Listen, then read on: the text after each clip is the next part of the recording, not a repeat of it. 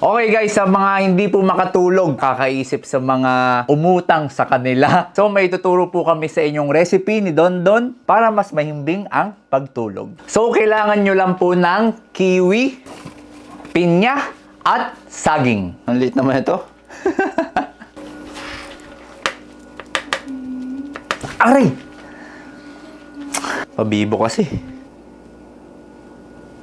Tapos 100 grams po ng pinya at 100 grams din ng kiwi. Pag nalagay nyo na po sa blender nyo, lagyan nyo po ng isang buong yogurt. So ang yogurt po ay mataas sa calcium tsaka sa zinc. Okay po yan sa ating immunity at sa ating bones. Ay, ang sarap!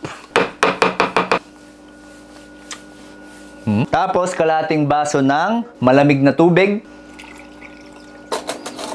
Isang kutsarita ng honey. At syempre yung ating ice cubes. Ito po ay mayaman po sa mga natural sources of melatonin. So again, ang melatonin nakakatulong po yan sa ating circadian rhythm para mas mahimbing ang ating pagtulog. So, taste test natin. Ay, ang sarap! Sobrang refreshing. So, subukan nyo po itong recipe na to at balitaan nyo ako kung kamusta ang tulog nyo.